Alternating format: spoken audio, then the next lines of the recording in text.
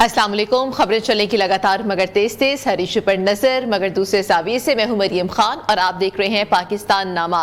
पाकिस्तान नामा में बात होती है पाकिस्तान के अवाम की और हम पहुंचाते हैं आपकी आवाज इक्तदार के अवानों तक। समाज के मसाइल पर भी आज बात करेंगे, अदालतों की खबर भी आपको देंगे, जुर्म कहानी भी सुनाएंगे, शहर शहर गाँव गाँव का अहवाल भी आपको बताएंगे, खेल के मैदान में क्या कुछ हो रहा है और मौसम का हाल बताने वाले क्या कहते हैं। नाज़रीन ये सब आपको बताएंगे, लेकिन अभी आपको बताएं कि हैदराबाद में आसफा भुट्टो रैली की क़यादत कर रही हैं और वहां के मनाजिर वो आपको दिखाते चलें कि आसफा भुट्टो मौजूद हैं रैली में और जो जियाले हैं वो आसफा भुट्टो के इर्द गिर्द ही मौजूद हैं। आसफा भुट्टो खिताब कर रही थी रैली से, ये मनाजिर हैं जो कि साफ साफ देखे जा सकते हैं।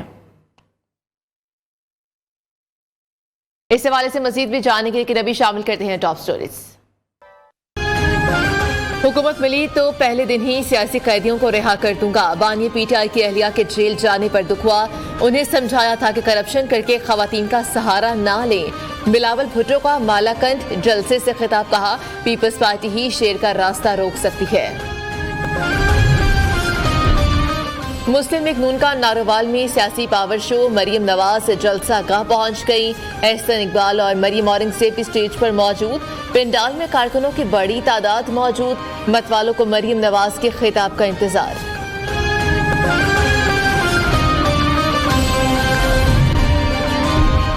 एस्टैब्लिशमेंट का लाडला होता तो नैब और जेल के अकूबत खाने में ना जाता। शहबाज शरीफ ने कहा कि मुआशी और मुआशरती एतबार से 8 फरवरी का इलेक्शन अहम, मुल्क को मुआशी और खारजी सतह पर चैलेंजेस का सामना है, माजी से सबक हासिल करके आगे बढ़ना होगा। महंगाई की मारी अवाम को बिजली का शदीद झटका, बिजली 5 रुपए 62 पैसे फी यूनिट महंगी करने की इब्तदाई मंजूरी, इजाफे से सारिफीन पर 41 अरब रुपए का इजाफी बोझ पड़ेगा।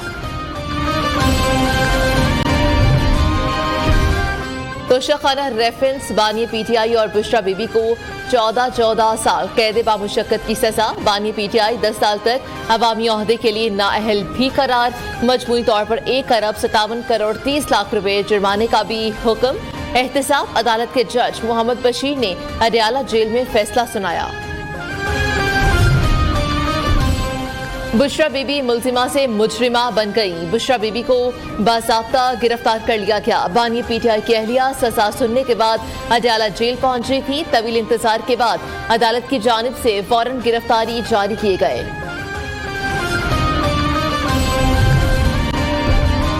जुडिशल सिस्टम को दफन कर दिया गया, बानी पीटीआई की बहन अलीमा खान ने कहा कि बानी पीटीआई ने निजाम को एक्सपोज कर दिया, बैरिस्टर गौहर का सजा के खिलाफ हाई कोर्ट से रुजू करने का ऐलान। अली जफर ने कहा कि कोई शक नहीं कि ये सजा जल्द मुअत्तल हो जाएगी।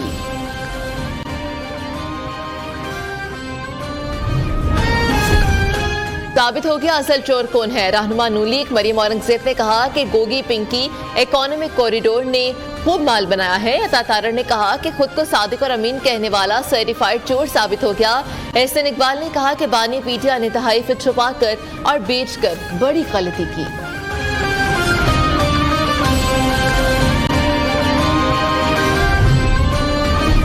निगरान वज़ीर इत्तलात बलोचिस्तान का अदालती फैसले का खैर मकदम, जान अजगज़ई ने कहा कि फैसले ने साबित कर दिया कोई भी कानून से बालातर नहीं।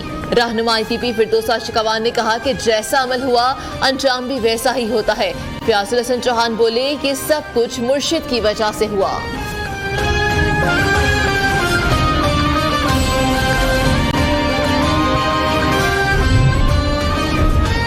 बारह साल से एहतसाब अदालत में तैनात जस्टिस मोहम्मद बशीर ने अपने करियर में 2 साबिक वज़राए आज़म को सजाएं सुनाई, 6 साबिक वज़राए आज़म का ट्रायल किया। नवाज शरीफ को 10 साल कैद बामुशक्कत की सजा सुनाई।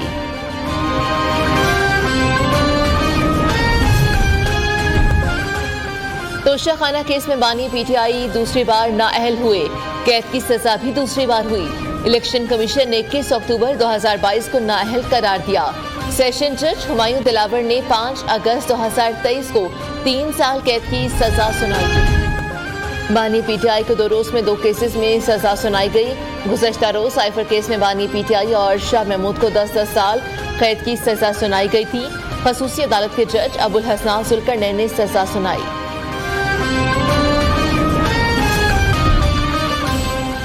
दौरान इद्दत निकाह केस बानी पीटीआई और बुशरा बीबी की केस खारिज करने की दरख्वास्तों पर समाअत। इस्लामाबाद हाई कोर्ट का फैसला महफूज। चीफ जस्टिस आमिर फारूक ने समाअत की। सलमान अकरम राजा ने दलाइल दिए।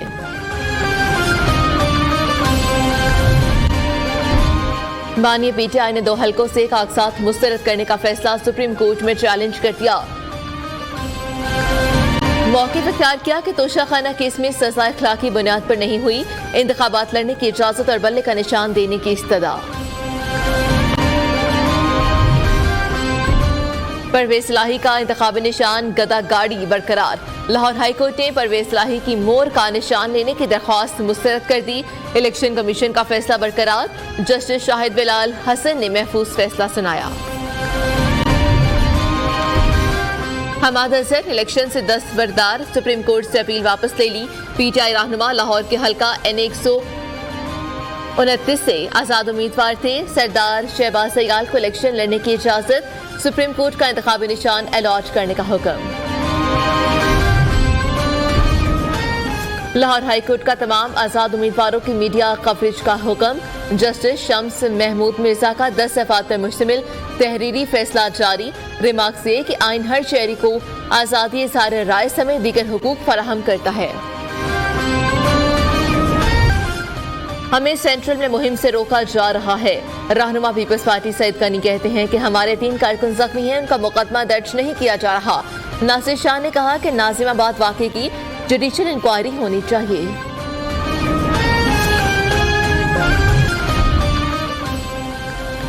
MQM के ताउन के बगैर पीपल्स पार्टी सिंध में वज़ीर तालीम नहीं लगा सकती। हुकूमत कैसे बनाएगी? कन्वीनियर MQM खालिद मकबूल सिद्दीकी ने कहा कि हमने माजी में बार बार इनसे ताउन किया, उन्होंने हर बार डसा। Welcome back. टॉप स्टोरीज आप जान चुके हैं। यहाँ पर अब हम बात करेंगे अपनी आज की बड़ी खबरों के हवाले से और बताते चलें कि आज हम क्या डिस्कस करने वाले हैं पाकिस्तान नामा में। तो बानी पीटीआई और बुशरा बीबी पर तोशाखाना की चोरी साबित हो गई है। 14 साल कैद की सजा सुना दी गई है। इसके अलावा सियासी लड़ाई में हैकर्स की एंट्री। NA 96 से नून लीग के उम्मीदवार का ऑफिशियल फेसबुक पेज हैक हो गया है और महंगाई के बोझ तले अवाम को एक और झटका लगने वाला है। तो बात करते हैं बानी पीटीआई और बुशरा बीबी पर तोशाखाना की चोरी साबित हो गई। बानी पीटीआई और बुशरा बीबी को 14 साल कैद की सजा सुना दी गई है। इस्लामाबाद की एहतसाब अदालत ने बानी पीटीआई को 10 साल के लिए नाअहल करार दे दिया। दोनों को 1 अरब 57 करोड़ 30 लाख रुपए जुर्माना अदा करने का हुक्म भी जारी किया गया है। एहतसाब अदालत के जज मोहम्मद बशीर ने फैसला सुनाया। बानी पीटीआई की अहलिया बुशरा बीबी को भी बाज़ाब्ता तौर पर गिरफ्तार कर लिया गया। अदालती फैसला आते ही बुशरा बीबी गिरफ्तारी देने अडयाला जेल पहुंची थी। तो बानी पीटीआई और बुशरा बीबी पर तोशाखाना की चोरी साबित हो गई। इस हवाले से मजीद तफसीलात आप जानिए इस रिपोर्ट में। तोशाखाना रेफरेंस में बानी पीटीआई और अहलिया बुशरा बीबी पर इल्जाम साबित। एहतसाब अदालत ने सजाएं सुना दी। बानी पीटीआई 10 साल के लिए नाअहल करार। 1.5 अरब से ज़ायद जुर्माना भी आयद। बुशरा बीबी अडयाला जेल की समाअत में पेश न हुई। जज मोहम्मद बशीर ने चेयरमैन पीटीआई से इस्तफसार किया कि क्या आपने अपना 342 का बयान जमा कराया है। बानी पीटीआई ने जवाब दिया, मैंने बयान तैयार कर लिया है, वकला के आने पर जमा कराऊंगा। आपको बराह रास्त ले चले मरियम नवाज इस वक्त जलसे की क़यादत करी और खिताब करने के लिए जलसागाह पहुंच चुकी हैं। ये मुनासिर है, देखा जा सकता है कि मुस्लिम लीग नून की नायब सदर मरियम नवाज पहुंच चुकी हैं।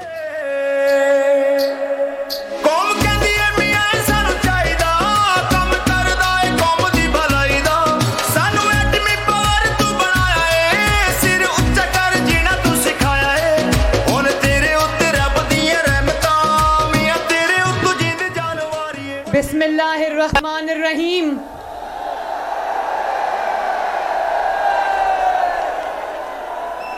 मेरे बहुत प्यारे और मोहतरम, जिनको मैं अपना बड़ा भाई कहती हूँ, एहसन इकबाल साहब,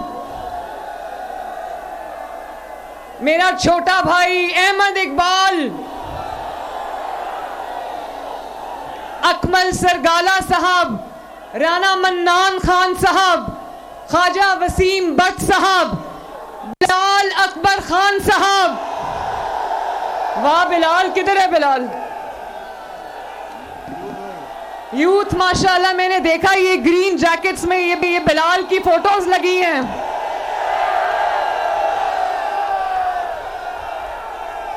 रमेश सिंह अरोड़ा साहब, वजीहा कमर साहिबा, अनवारुल हक चौधरी साहब और जफरवाल के मेरे भाइयों, बुजुर्गों, बहनों, बेटियों, नौजवानों, नारोवाल के मेरे शेरों, शकरगढ़ के शेरों,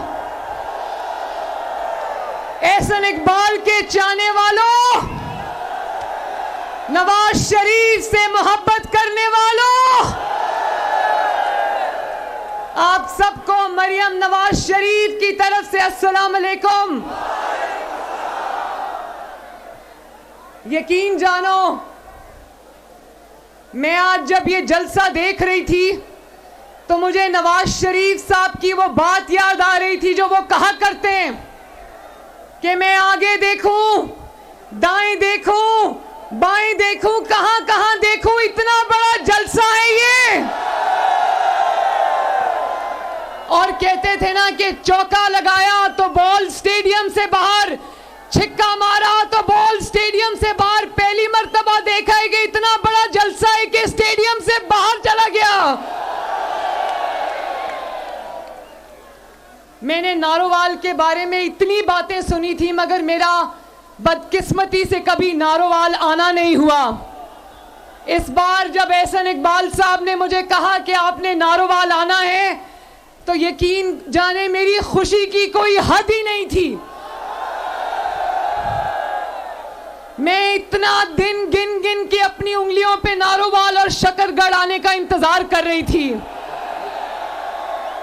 और आज मुझे समझ आई कि नारोवाल और शकरगढ़ और जफरवाल मुझे क्यों बुलाया जा रहा है। मैं एहसन इकबाल साहब के बारे में ये कहना चाहती हूं, एहसन इकबाल साहब, आपकी बहन मरियम नवाज आज आपकी वफाओं को सलाम पेश करने आई है। सुना है आपने नारोवाल की दिन रात खिदमत की है और आपको उसी खिदमत की सजा मिली है। कौन सी सजा है जो आपने नहीं काटी? बाजू पे गोली भी आपने खाई है। और मुझे उस दिन बहुत तकलीफ हुई नारोवाल वालों, मुझे उस दिन बहुत तकलीफ हुई कि एक आशिक़े रसूल सल्लल्लाहु अलैहि वसल्लम, माँ का आशिक़े रसूल सल्लल्लाहु अलैहि वसल्लम बेटा, उसके ऊपर तोहमत और बहतान लगाकर उसको, वो अजान हो रही है, जरा अजान हो जाए।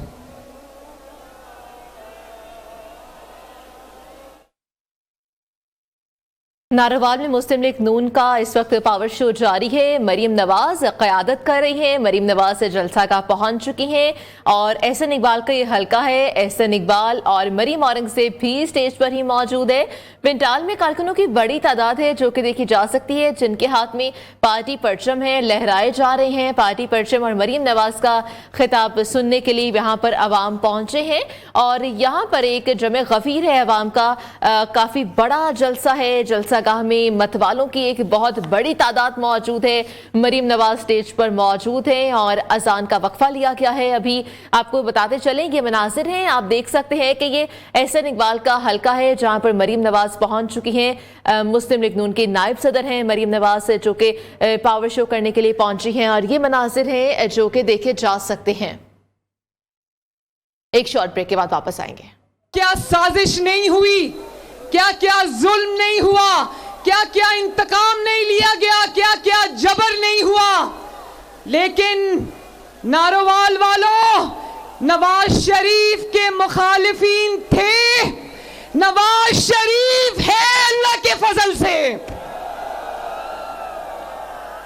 नवाज शरीफ के खिलाफ साजिश करने वाले घरों को चले गए और आज मैदान में सिर्फ और सिर्फ एक लीडर शेरों की तरह खड़ा है। उसका नाम क्या है? मोहम्मद नवाज शरीफ। और अगर देखो, जितने साजिशें की, जितना इंतकाम लिया, जितना जुल्म किया, एक एक करके सब अपने अपने अंजाम को पहुंचे। आज टीवी पर बैठकर देखते होंगे नवाज शरीफ को अल्लाह ताला ने इज्जत दे दी दोबारा। तो ये जो हम देख रहे हैं ये मकाफात अमल के सिवा कुछ नहीं। इन्होंने झूठे इल्जाम लगाए। कौन सा ऐसा झूठा इल्जाम है जो इन्होंने नवाज शरीफ पर नहीं लगाया, मुस्लिम लीग नून के लीडरान पर नहीं लगाया, आपकी बेटी और बहन पर नहीं लगाया। अल्लाह के फजल से आज सब सुरखरू हुए। और ये जो झूठे इल्जाम लोगों पर लगाते थे, आज एक इल्जाम जो इन पर लगा और इन्होंने कभी लोगों पर लगाया, इन पर सच साबित हुआ। कल इमरान खान को 10 साल सजा हो गई कौमी राज अफशा करने पर, कौमी सलामती से खेलने पर। आज उसकी बीवी को सजा हो गई।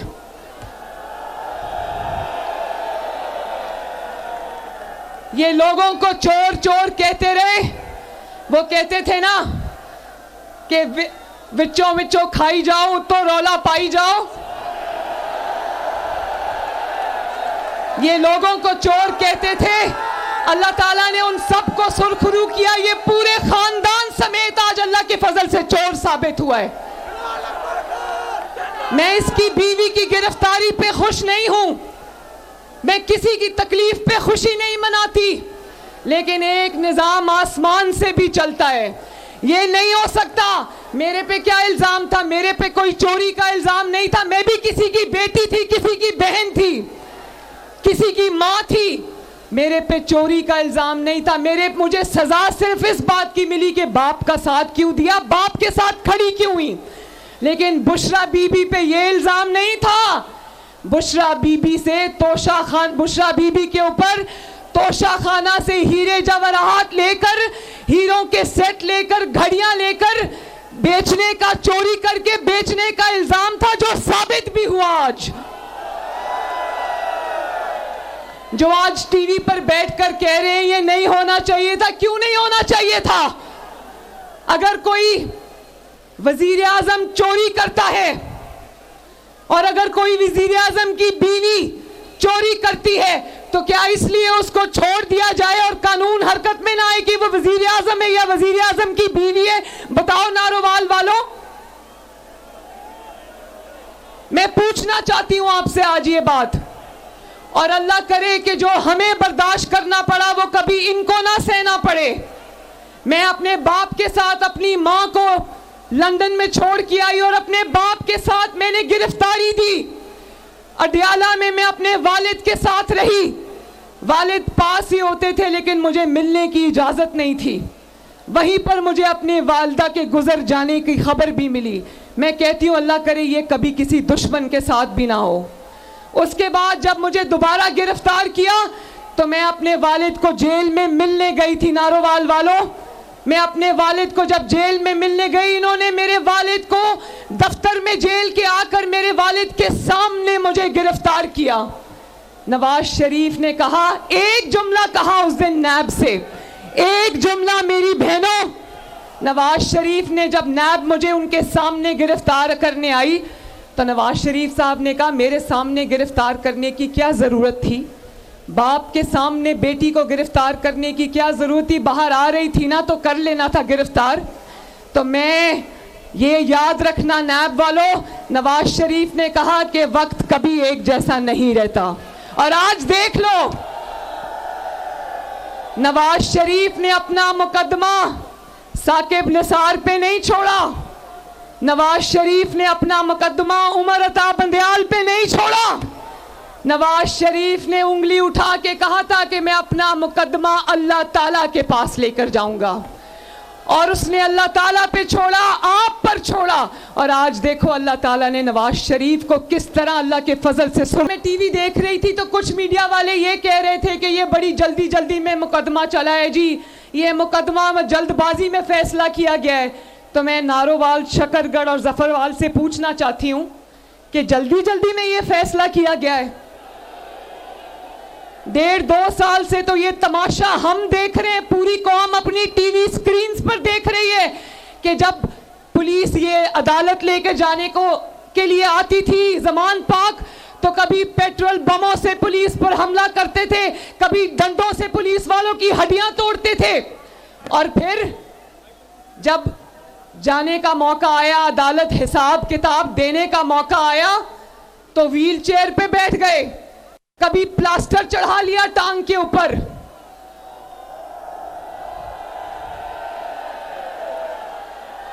छह महीने में बिल्डिंगों के लेंटर उतर जाते, इनकी टांग से प्लास्टर नहीं उतरता। उसकी वजह यह है कि जब चोरी की होती है ना, जब इंसान का दामन आलूदा होता है, जब इंसान के हाथ चोरी से रंगे हुए होते हैं, तो फिर प्लास्टर चढ़ाना पड़ता है टांग पर।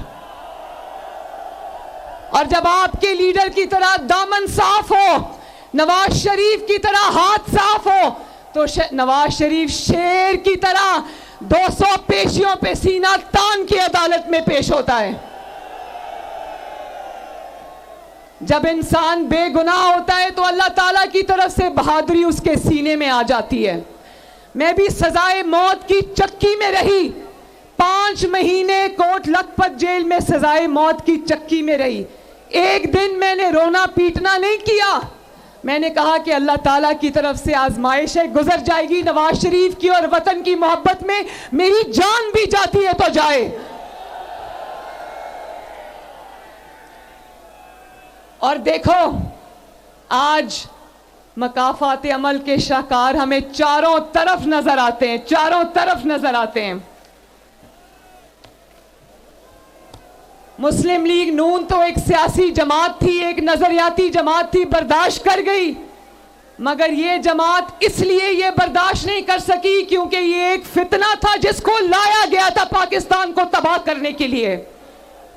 ये इसको शर फैलाने के लिए लाया गया था पाकिस्तान में, जिसने हमेशा अवाम को यही सबक दिया कि मार दो, मर जाओ, जला दो, घेराव कर लो, गर्दन से घसीट लो, आग लगा दो, तोड़ दो। तो ये सब गालम गलोच और इल्जामात पे जिंदा थे। आज देख लो अल्लाह ताला का करना।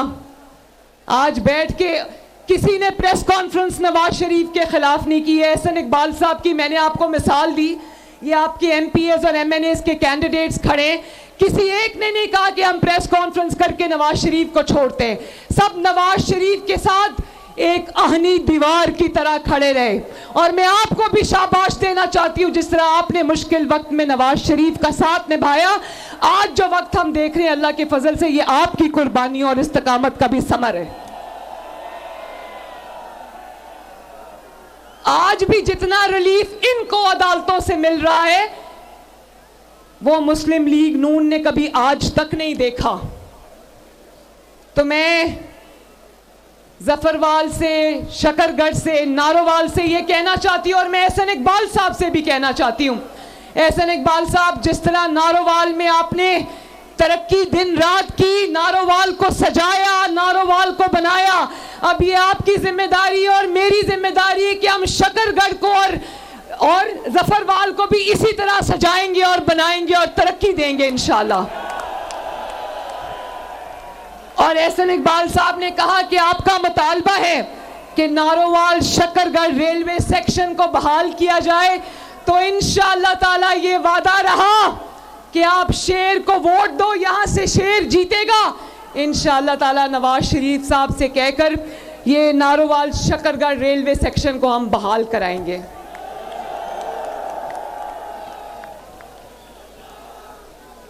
और यहां नौजवान कितने, जरा हाथ खड़े करो। वो माइनॉरिटीज भी मौजूद है, मैं आप सबको भी सलाम करती हूं।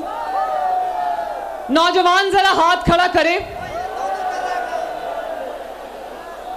बताओ नौजवानों, मैं आपसे एक सवाल पूछती हूं, मुझे ऊंची आवाज में जवाब देना। आपको अपने हाथ में पेट्रोल बॉम्ब्स चाहिए या लैपटॉप्स चाहिए? आपको नौकरियां, तालीम, रोजगार चाहिए या कीलों वाले डंडे चाहिए? मुस्लिम लीग नून अल्लाह ताला के फजल से वो वाहिद जमात है जिसमें नौजवान भी उतनी बड़ी तादाद में, बहनें बेटियां भी इतनी बड़ी तादाद में, बुजुर्ग भी इतनी बड़ी तादाद में। मुस्लिम लीग नून तमाम लोगों की जमात है अल्लाह ताला के फजलो करम से। तो मैं नौजवानों से ये वादा करके जा रही हूं कि शेर पर इतनी मोहरें लगाना कि किसी घर में कोई नौजवान बेरोजगार ना रहे। मोरा शेर ते लावांगे, शेरां नूं जतावांगे, मोरा शेर ते लावांगे, शेरां नूं जतावांगे, मुस्लिम लीग नाल लाके यादी तोड़ निभावांगे, मुस्लिम लीग नाल लाके। और शेर पे इतनी मोहरें लगाना कि 8 फरवरी को पूरे पाकिस्तान से एक ही आवाज आए। क्या आवाज आए? क्या आवाज आएगी? 8 फरवरी को इंशाअल्लाह ताला पूरे मुल्क में शेर की धार सुनाई देगी। 8 फरवरी पाकिस्तान की फतह का दिन होगा इंशाअल्लाह। 8 फरवरी आपकी फतह का दिन होगा इंशाअल्लाह। 8 फरवरी नवाज शरीफ की फतह का दिन होगा इंशाअल्लाह। और 8 फरवरी के बाद एक एक करके आपकी सारी तकलीफें, आपके सारे मसाइल, आपके सारे दुख दर्द एक एक करके अल्लाह ताला आपसे दूर ले जाएगा इंशाअल्लाह ताला। मेरा दिल नहीं कर रहा आज घर वापस जाने को, मेरा दिल चाहता है मैं आज यहीं खड़ी रहूं। आप सबका मैं हाथ जोड़ के शुक्रिया अदा करती हूं। और मुझे अफसोस है कि आज नवाज शरीफ साहब आते तो अपनी आंखों से देखते। नारोवाल जिंदाबाद, शकरगढ़ जिंदाबाद, जफरवाल जिंदाबाद। और आखिर में मेरे साथ 2 नारे लगाना, नवाज शरीफ। नहीं, सही तरह आवाज नहीं आई। नवाज शरीफ, पाकिस्तान। बहुत शुक्रिया, बहुत मेहरबानी, बहुत शुक्रिया। जारी था, यहाँ पर न्यूज अपडेट शामिल करेंगे। बुशरा बीबी को बाज़ाब्ता तौर पर गिरफ्तार कर लिया गया। बानिए पीटीआई की अहलिया को तोशाखाना केस में गिरफ्तार किया गया। एहतिसाब अदालत ने आज सुबह उन्हें 10 साल कैद की सजा सुनाई थी। सबको रुलाने वाला आज खुद रो रहा है। Chairman Peoples Party Bilawal Bhutto Zardari का मालाकंठ में जलसे से खिताब, कहा तीर के निशान को चुने, हम ही शेर का रास्ता रोक सकते हैं। और मरी में बर्फबारी, हर तरफ सफेदी ही सफेदी छा गई। सर्दी की शिद्दत में इजाफा, मरी आने वाले सयाहों को गर्म लिबास से तन करने की हिदायत।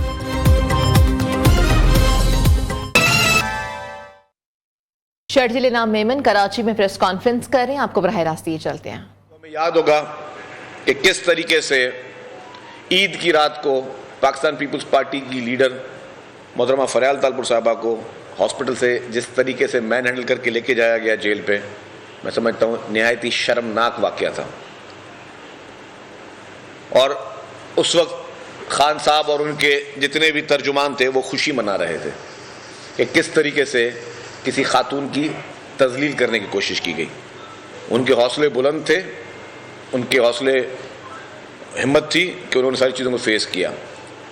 लेकिन आ जाए इस केस पे कि ये केस है क्या। मतलब हमारे पास एक ये चीज़ है कि किसी पे भी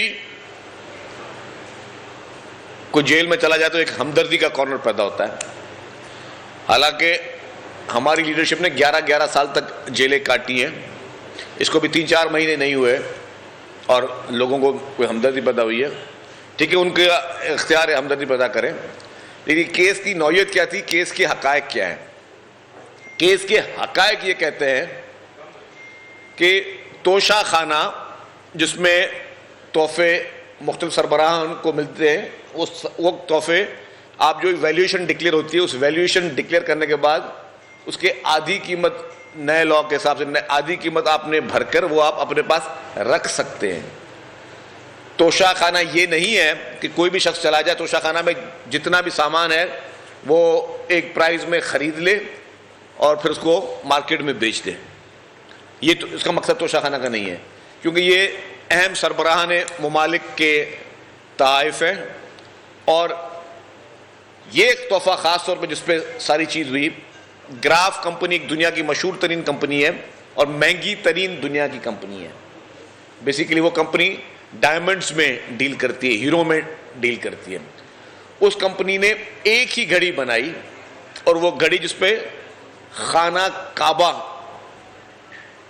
की तस्वीर थी।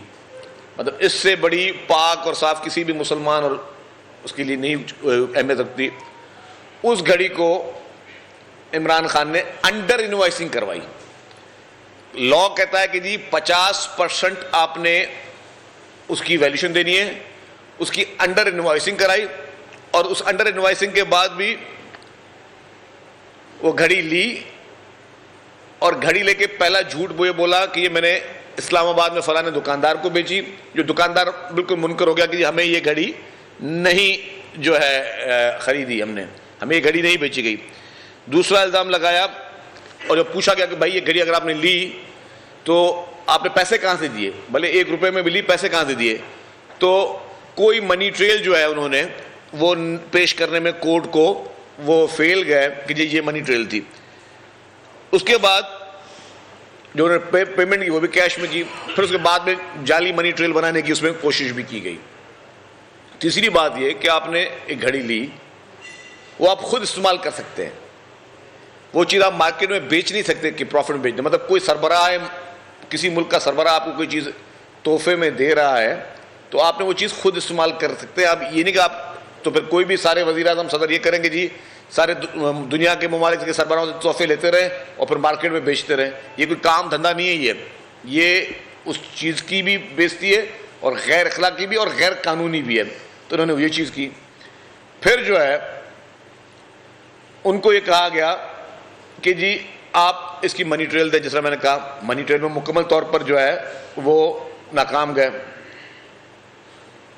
उस घड़ी की जो कीमत मार्केट में बताई जाती है वो 2.5 अरब रुपए की कीमत है उसकी, 3 अरब शायद कहते हैं कि उस तक की कीमत है।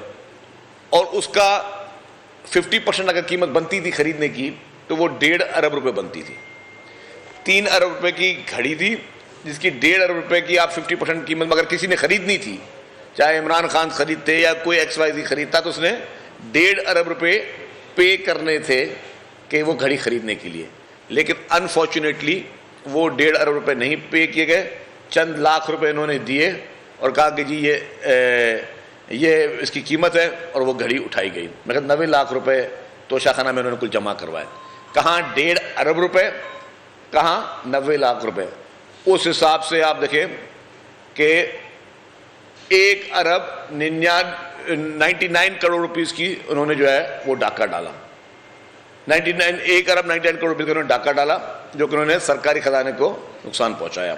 उसके बाद चले उस चीज़ के बाद क्या करना होता है आपने कि आपने कोर्टों में चीज़ों को परसू करना होता है। इस केस में कई मरतबा इमरान खान अपने वकील चेंज करते रहे, अपने वकला को वो तब्दील करते रहे। शायद वकीलों को शायद वो मुकम्मल पैसे नहीं देते या वकीलों को भी आसरे पे चला रहे हैं, जैसा उनके वकील भी चेंज होते रहे। आप कल वाले केस में भी देखें, आज वाले केस में देखें, दोनों चीज़ों में एक चीज़ मुश्तरका है कि इनके केसों में वकील आते ही नहीं हैं। या तो वकील खुद खुश हैं कि ये जेल में पड़ा रहे, चूंकि इनके जेल में जाने से या इनकी नाअहली की वजह से कि ये इस पार्टी के सरबराह नहीं हो सकते, सबसे बड़ा बेनिफिशरी कौन है? वो इनके खुद के वकील हैं। तो वकील खुद भी अदम पैरवी कर रहे थे, वकील खुद भी हाजिर नहीं हो रहे थे, जिसकी वजह से कानूनी तकाजे भी पूरे नहीं हो रहे थे। और वही उनकी बेगम साहिबा जो है, उनके वकील भी हाजिर नहीं होते, वो खुद भी हाजिर नहीं हो रही थी काफ़ी दफ़ा, और मुस्तकिल तौर पर वो वकील चेंज करते रहे। दूसरी बात, फिर उन्होंने बीच में खान साहब ने एक और झूठ बोला था कि ये घड़ी बेच के मैंने पैसे जो है वो उसे सड़क बना ली। अब ये बात तो किसी को हजम नहीं हुई कि प्राइम मिनिस्टर साहब ने सड़क बनाने के लिए मुल्क का वजीर आजम और पावरफुल तरीन वजीर आजम, इससे जितना 3.5 साल इमरान खान स्ट्रांग वजीर आजम रहा है, पाकिस्तान की हिस्ट्री में कोई वजीर आजम इतना स्ट्रांग नहीं रहा है, इतना ताकतवर नहीं रहा है, जिसको हर चीज़ की जो है वो आज़ादी थी, हर गुनाह माफ था, हर चोरी डाका उसको माफ था, हर बदमाशी माफ थी। जो मुखालफिन को साथ बदतरीन चुन चुन के उनको निशाना बनाया गया, वो सब उसको माफ था। एक बदतरीन हुक्मरान के तौर पर पाकिस्तान में जाना जाता था, तो उस शख्स को सड़क बनाने के लिए एक अहम मुल्क के सरबराह की घड़ी को बेचना पड़ा। तो ये से बड़ा एक भोंडा झूठ जो है वो नहीं हो सकता। खैर, उसके बाद इन्होंने जज साहबान भी इनके लिए इंतजार करते रहे कि भाई वकील आए पेश हों। ना बेगम साहबा पेश हो रही हैं कभी, ना कभी वकील पेश हो रहे हैं। तो ज़ाहिर है जजों को भी एक टाइम होता है, उसमें उनको वो करना होता है। इस बीच में उन्होंने एक वकील किया लतीफ़ खोसा साहब। अब लतीफ़ खोसा साहब कुछ पेशियों में पेश हुए और वो फिर पेश उन्होंने छोड़ दिया। और जितना खोसा साहब को मैं जानता हूं, बगैर पैसों के खोसा साहब कभी कोई काम नहीं करते। और ये बात मैं इसलिए बोल रहा हूं कि खोसा साहब मेरे भी वकील 2-4 केसेस में रह चुके हैं और शायद कुछ केसों में अभी भी हों। उसको छोड़ दें कितने लिए, लेकिन मैं बताऊं कि खोसा साहब की भी माशाल्लाह मेरे मौजूद है, बगैर पैसों के काम नहीं करते और काफ़ी काम जो वो पैसे लेकर भी नहीं करते। तो वो मेरी बात अगर सुन रहे हैं तो उनको पता है मैं क्या बात बोल रहा हूँ। अगर इस पर कोई बहस मुबाहिसा करें तो मेरे पास एक मोबाइल फ़ोन है, उस मोबाइल फ़ोन में मैं मैसेजेस भी खोसा साहब के दिखा सकता हूँ, लेकिन उसको मैं भी जिक्र नहीं करूँगा, वो मेरे उनके दरमियान बात है। खैर खोसा साहब ने भी, लतीफ़ खोसा साहब ने भी वो नहीं किया। फिर 29 जनवरी को अदालत ने कहा कि जी गैर हाजिरी मुस्तकिल तौर पर वकीलों की हो रही है, आप क्यों नहीं करें। इनको शायद किसी ने मशवरा दे दिया खान साहब को। वो कहते हैं कि रॉन्ग एडवाइजर जो है ना वो आपको कभी जहन्नुम में भी लेके चले जाते हैं। वो उन्होंने उनको मशवरा दिया कि आप जितना डिले करोगे ना ट्रायल वो आपका फायदे में है। और डिले करने का तरीका क्या है कि वो तो खुद जेल में है, वे तो कभी जो है कैदी नहीं आता तो डिले होता है। तो कैदी तो पकड़ा हुआ है, कैदी तो काबू है, आप क्या करें। उन्होंने अपने वकीलों को बोला तुम पेश होना छोड़ दो क्योंकि उससे डिले हो जाए। ओ भाई, जज जो है वो आपका जेल ट्रायल कर रहा है, आपने पेश होना है, आप पेश हों, आपके वकीलों ने पेश होना है, वो पेश हों। ये थोड़ी हो सकता कि आप भी ना पेश हों, वकील भी पेश ना और जज इंतजार करता रहेगा। तो ये डिलेइंग टैक्टिक्स खान साहब ने इस्तेमाल की, जिसकी जो सबसे बड़ी वजह बनी। कल वाले केस में भी इनके पास टाइम था। कल अगर 11 बजे से पहले हाई कोर्ट में इनके वकील पहुंचते तो शायद इनको कोई स्टे मिल भी जाता, लेकिन इनके वकील, मैंने कहा कि वो खुद बेनिफिशियरी हैं।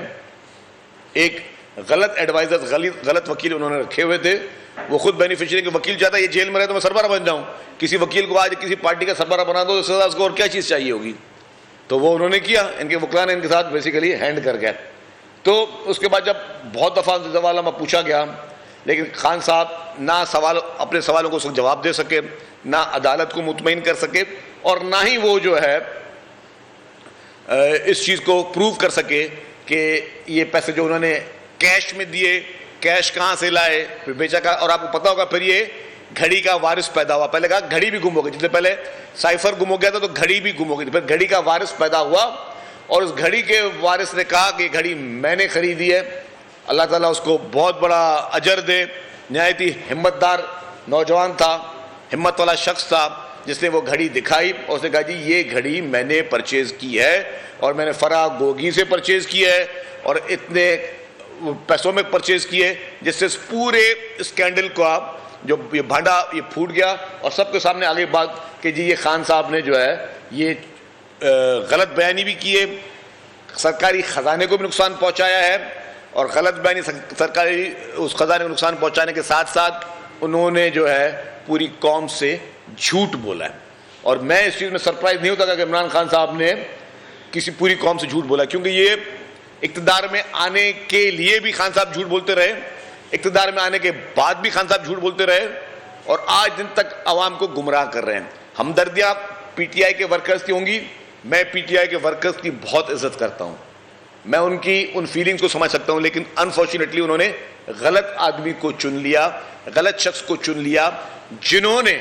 जिस शख्स को उन्होंने चुना उस शख्स ने इस पूरी कौम को नाकाबिले तलाफी नुकसान पहुंचाया है। मैंने कहा जिस तरह जो शख्स रात को टॉक शो में इमरान खान को गाली देता था या इमरान खान पे मुखालफत करता, सॉरी गाली में लफ्ज़ वापस ले रहा हूं, जो इमरान खान की किसी पॉलिसी पे मुखालफत करता था, दूसरे दिन नैब के नोटिस उसके पास होते तो दूसरे दिन जो है वो उसको जेल का सामना करना पड़ता था। जिस जज ने मोहतरम बशीर साहब, जस्टिस बशीर साहब ने जो सजा दी है उसकी वो नाम लेके तारीफें कर चुका है इमरान खान साहब कि ये बहुत अच्छा जज है, बड़ा हिम्मत वाला जज है। इसी इलेक्शन कमिश्नर के साहब के को अपॉइंट करने वाले इमरान खान साहब थे और उस पर भी उन्होंने उसकी बड़ी तारीफें की कि जी बहुत अच्छा बंदा लगा है। तो क्या वजह कि जिनकी आप तारीफें कर रहे हैं उनको वैसे वो आपको लोग अच्छे लगते थे, जब वो आपको उसी कानून के दायरे में लेके आ रहे हैं तो अब आपको वो लोग बुरे लगना शुरू हो रहे हैं और आप सोशल मीडिया में उनके खिलाफ कैंपेनें चला रहे हैं। ये बात वाज़ेह है कि आपका दौर इक़्तिदार एक पाकिस्तान की तारीख में शादतरीन दौर था। आपने चुन चुन के लोगों की फैमिलीज को निशाना बनाया, लोगों को निशाना बनाया। हम सब उसके विक्टिम हैं, हम सब विक्टिम हैं। लेकिन हम फिर भी, मैंने कहा कि अगर आपकी बेगम साहबा को सजा हुई है तो मैं हल्फिया कहता हूं कि मैं खुश नहीं हूं, मुझे खुशी नहीं हुई। और मतलब हम नहीं चाहेंगे कि आपकी बेगम साहबा भी खुदा न खास्ता जेल में जाएं। आपके काले करतूत थे, आप ठीक है, आपका जेल में रहना मेरिट पे बनता है, लेकिन उस खातून का मेरे हिसाब से, मेरी अपनी ज़ाती राय है कि उन खातून के लिए हमें हमदर्दी, हमें अच्छा नहीं लग रहा। क्योंकि हर इंसान को इतनी हया शर्म होनी चाहिए कि वो किसी की परेशानी में खुश नहीं होना चाहिए। लेकिन आपके जितने करतूत, आप में कोई इंसानियत नहीं थी। आप चिल्ला चिल्ला के बोलते थे कि मैं जेल में से इनसे एसी छीनूंगा, मैं जेल में से इनके साथ, हालांकि एसी किसी के पास जेल में नहीं होता, लेकिन बस वो एक मुंह का आपको एक वबा थी कि जी मैं लोगों से एसी छीनूंगा, इनसे मैं वो बिस्तरे ले लूंगा, ये ज़मीन पे सोते रहें, ये जलते रहें, सड़ते रहें। ये आपकी ज़हनियत थी। इसे जो कुछ हो रहा है, जब मैंने आज सुबह को उठा और ये खबर देखी तो पहला लफ्ज़ मेरे मुंह से निकला वो था कारमा। वो कारमा ये कि आप अपने मुखालफिन को चुन चुन कर आप उनकी कैरेक्टर असोसिएशन करते थे। आप उस वक्त मीडिया पे ज़बरदस्ती करवा के उन लोगों को दुनिया के सामने जलील ख्वार करते थे कि उन लोगों के लिए परसेप्शन बुरी हो। आपको जिन जिन लोगों ने आपसे बगावत की और उनकी पार्टी गरीबों को तकलीफ समझती है, सिर्फ भुट्टो खानदान और पाकिस्तान पीपल्स पार्टी आपके घर और रोजी रोटी का सोचती है। हम वादा करते हैं कि अगर हम फेडरल हुकूमत मिलती है, हम आपका तनख्वाह दुगनी करेंगे, हम आपको 300 यूनिट मुफ्त बिजली देंगे। इसलिए मैं आपके पास आई हूँ कि आप पाकिस्तान पीपल्स पार्टी के वोट दें ताकि बिलावल भुट्टो ज़रदारी आपके लिए बोले, आपके लिए काम करे, आपके लिए लड़े। दूसरे लोग इंशाल्लाह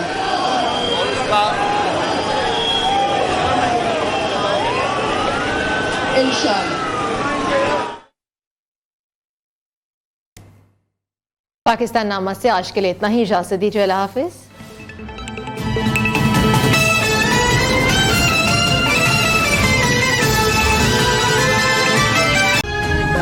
नवाज शरीफ के मुखालिफिन थे, नवाज शरीफ है। नवाज शरीफ के खिलाफ साजिश करने वाले एक एक करके अपने अंजाम को पहुंच गए। नवाज शरीफ आज भी मैदान में खड़ा है। मरीम नवाज का जफरवाल में जलसे से खिताब, कहा आज जो हो रहा है वो मकाफाते अमल है।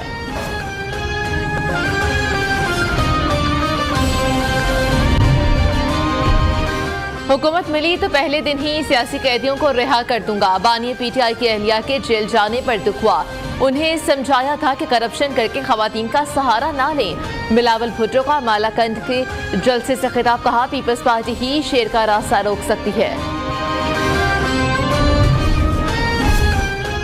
मैं बेटी हूँ बेनजीर की और वो करीब की आवाज। यासवा भुट्टो का हैदराबाद में रैली से खिताब, कहा पीपल्स पार्टी हुकूमत में आकर 5 साल में तनख्वाहें 2 गुना कर देगी। बिलावल और मैं कभी खामोश नहीं रहेंगे।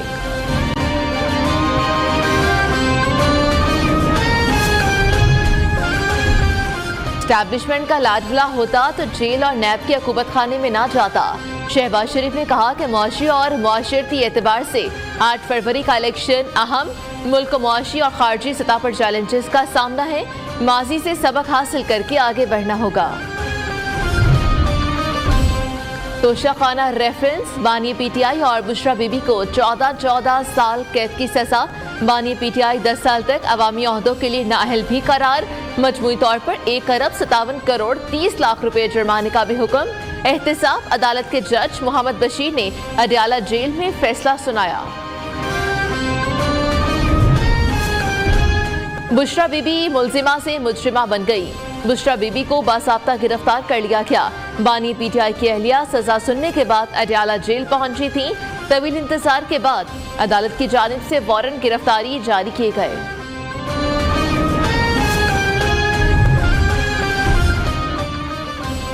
तोशाखाना रेफरेंस में बानी पीटीआई और बुशरा बीबी का हक के जरा खत्म करने का तहरीरी फैसला सामने आ गया।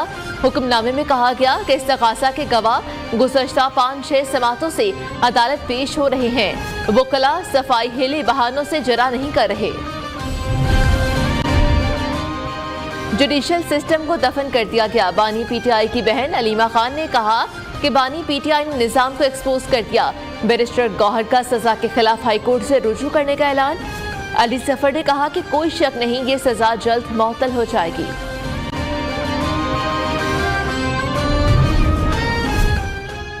साबित हो गया असल चोर कौन है। रहनुमा नून लीग मरीम औरंगजेब ने कहा कि गोगी पिंकी इकोनॉमिक कॉरिडोर ने खूब माल बनाया। अता तारड़ ने कहा कि खुद को सादिक और अमीन कहने वाला सर्टिफाइड चोर साबित हो गया। एहसन इकबाल ने कहा कि बानी पीटीआई ने तहरीफ छुपाकर और बेचकर बड़ी गलती की।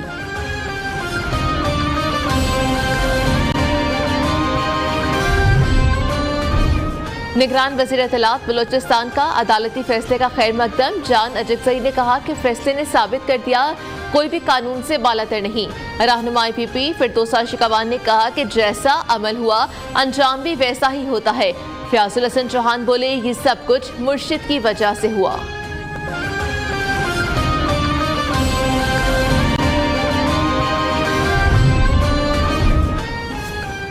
तोशाखाना केस में बानी पीटीआई दूसरी बार नाअहल हुए। कैद की सजा भी दूसरी बार हुई। इलेक्शन कमीशन ने 21 अक्टूबर 2022 को नाअहल करार दिया। सेशन जज हुमायूं दिलावर ने 5 अगस्त 2023 को 3 साल कैद की सजा सुनाई थी। बानी पीटीआई को 2 रोज में 2 केसेस में सजा सुनाई गई। गुज़श्ता रोज साइफर केस में बानी पीटीआई और शाह महमूद को 10-10 साल कैद की सजा सुनाई गई थी। खसूसी अदालत के जज अबुल हसन जुल्करनैन ने सजा सुनाई।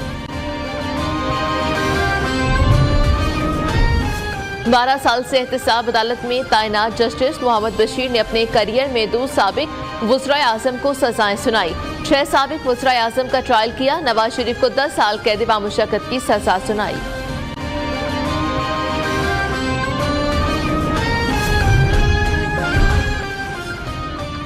सुप्रीम कोर्ट ने बानी पीटीआई के कागजात नामजदगी मुस्तरद करने के फैसले के खिलाफ अपीलों पर एतराज़ात आए।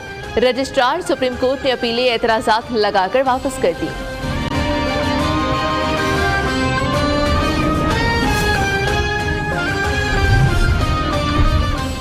सानह 9 मई के 12 मुकदमात में बड़ी पेशरफ्त। इंसदादे दहशतगर्दी अदालत के जज मलिक एजाज आसिफ ने बानी पीटीआई और शाह महमूद कुरैशी समेत तमाम मुल्जिमान को 6 फरवरी से अडयाला जेल आने का हुक्म जारी कर दिया। दौरान इद्दत निकाह केस। बानी पीटीआई और बुशरा बीबी की केस खारिज करने की दरख्वास्तों पर समाअत। इस्लामाबाद हाई कोर्ट का फैसला महफूज। चीफ जस्टिस आमिर फारूक ने समाअत की। सलमान अकरम राजा ने दलाइल दिए।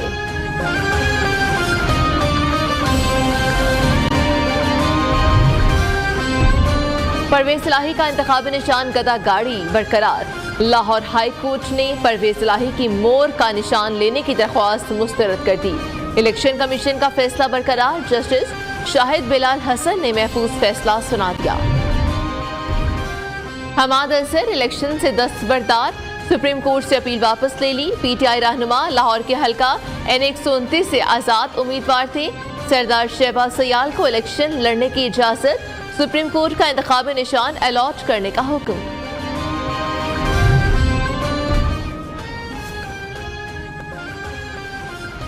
लाहौर हाईकोर्ट का तमाम आजाद उम्मीदवारों की मीडिया कवरेज का हुक्म। जस्टिस शम्स महमूद मिर्जा का 10 सफ़ात पर मुश्तमिल तहरीरी फैसला जारी। रिमार्क्स ये कि आइन हर शहरी को आज़ादी इज़हार राय समेत दीगर हुकूक फराहम करता है। खैबर पख्तूनख्वा के जिले बाजोड़ में पीटीआई का हिमायत याफ्ता उम्मीदवार कातल। हमें सेंट्रल में मुहिम से रोका जा रहा है। रहनुमा पीपल्स पार्टी सईद गनी कहते हैं कि हमारे 3 कारकुन जख्मी हैं, उनका मुकदमा दर्ज नहीं किया जा रहा। नासिर शाह ने कहा कि नाज़िमाबाद वाक़े की जुडिशल इंक्वायरी होनी चाहिए।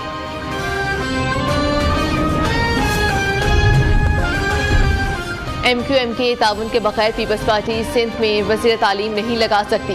हुकूमत कैसे बनाएगी? कन्वीनियर MQM खालिद मकबूल सदीकी ने कहा कि हमने माजी में बार बार उनसे ताउन किया, उन्होंने हर बार डसा। खैबर पख्तूनख्वा में शदीद सर्दी भी उम्मीदवारों को अपनी इंतखाबी मुहिम चलाने से ना रोक सकी। मुख्तलिफ जमातों के उम्मीदवार शदीद बर्फबारी में दुश्वार गुजार रास्तों पर पहाड़ी रास्तों को तय करते हुए वोटर्स तक पहुंच रहे हैं।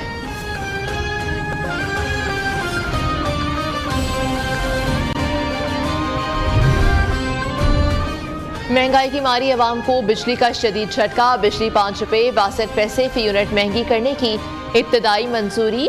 इजाफे से सार्फिन पर 41 अरब रुपए का इजाफी बोझ पड़ेगा।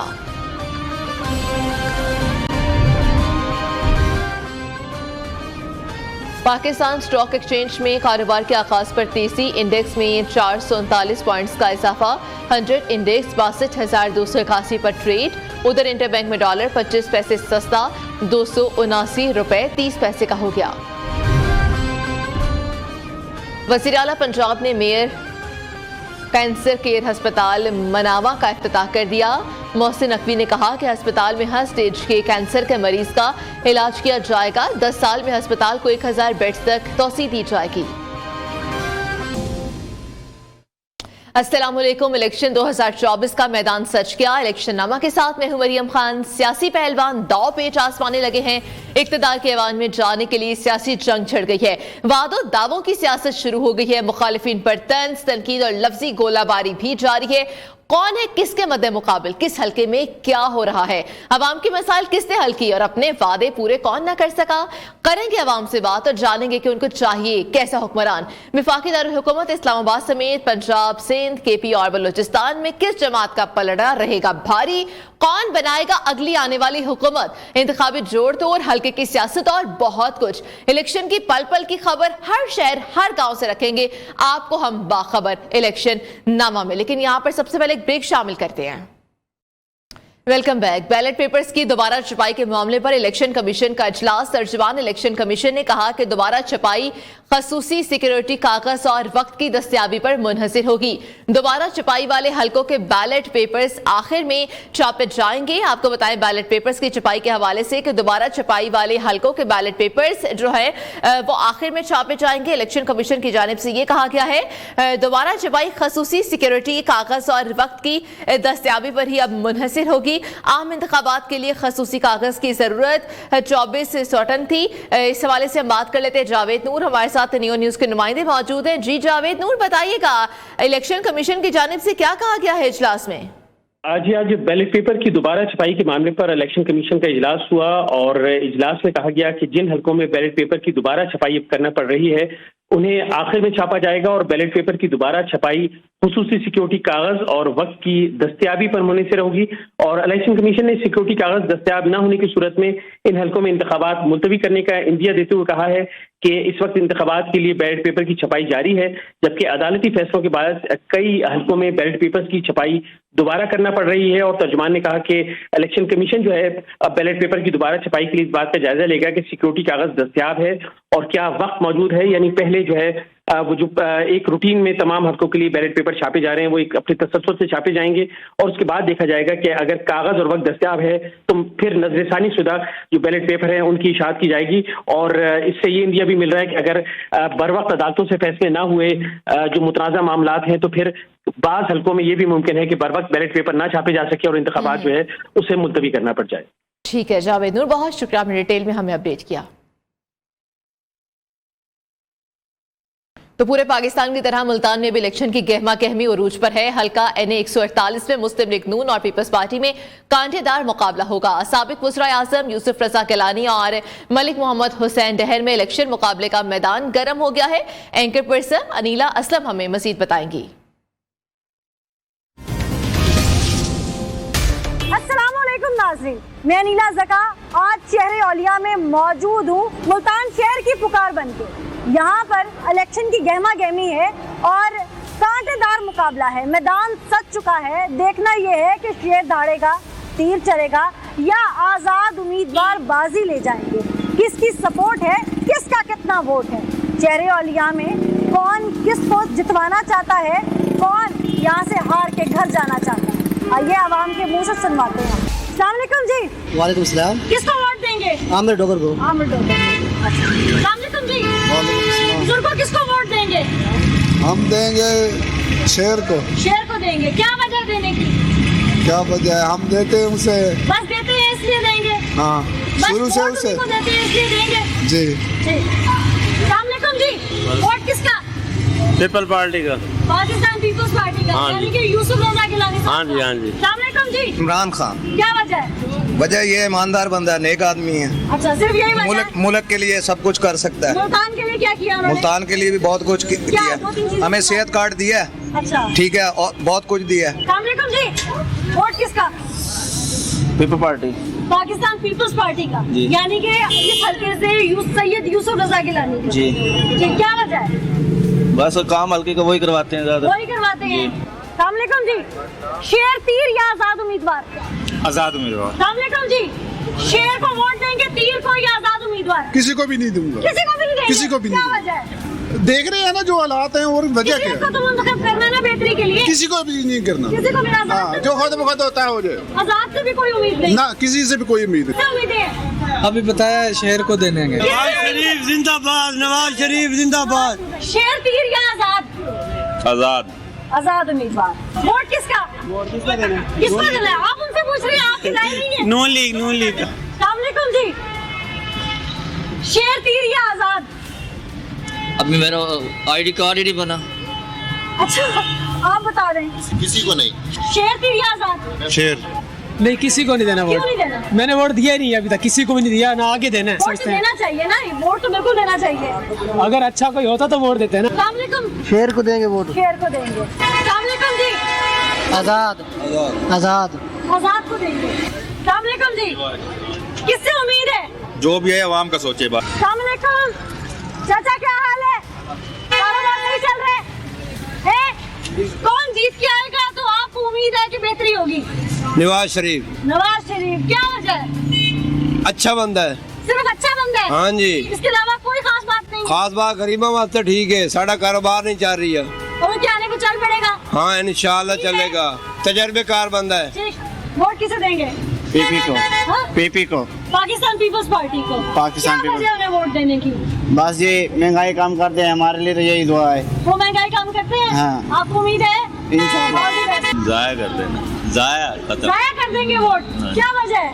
बस क्या वजह क्या होनी है, मुल्क के हालात ही नहीं सही हो रहे, तो जाया सही हमने करना और आपने मिलके करने हैं ना? नहीं होने वाले। नहीं होने, उम्मीद ही नहीं है। क्यों जी? उम्मीद है? जी उम्मीद पे किससे उम्मीद है? नवाज शरीफ से। नवाज शरीफ साहब से। क्या वजह है? ये तो कह रहे हैं उम्मीद ही नहीं है। नहीं, है? मुझे तो है आपको उम्मीद है? क्या उम्मीद है, जरा इन्हें भी समझाएं। बस उम्मीद है। उम्मीद है? वो क्या उम्मीद है, इन्हें अभी खुद भी समझ नहीं आ रही। अस्सलाम वालेकुम जी, शेर, तीर या आजाद उम्मीदवार? कौन इसमें से? आजाद। आजाद उम्मीदवार। अस्सलाम वालेकुम जी, शेर या तीर या आजाद उम्मीदवार? आजाद उम्मीदवार। शेर। शेर को। हाँ जी जी, शेर। शेर। पीटीआई। ओके। अस्सलाम वालेकुम जी, शेर दहाड़ेगा, तीर चलेगा या आजाद उम्मीदवार? शेर। शेर। अस्सलाम वालेकुम जी, किसको वोट देंगे? शेर को इंशाल्लाह। क्या वजह है शेर को वोट देने की? वजह यही थोड़ा सा आगे होके बताएं। वजह यही है कि उन्होंने काम किया था। अच्छा। अब ये जो खान साहब है, इन्होंने काम नजर नहीं आया, मतलब इन्होंने पकड़ धक्कड़ ही करी, उनको वो चोर है, वो ये है, लेकिन काम नहीं करा। ठीक। अस्सलाम वालेकुम जी, शेर, तीर या आजाद उम्मीदवार? शेर। क्या वजह है शेर को देने की? शेर है जी। शेर होना काफी है, तरक्की भी चाहिए। नहीं, तरक्की माशाल्लाह उन्होंने रोड बनाया, कामयाब है। इमरान खान ने क्या करा है? अच्छा। कुछ भी नहीं किया, खजाने में डाल दिया, मैं ये करूँगा, तब्दीली लाऊंगा। 5 लाख घर नहीं दिए, 5 लाख कमरे बनाई है उसने।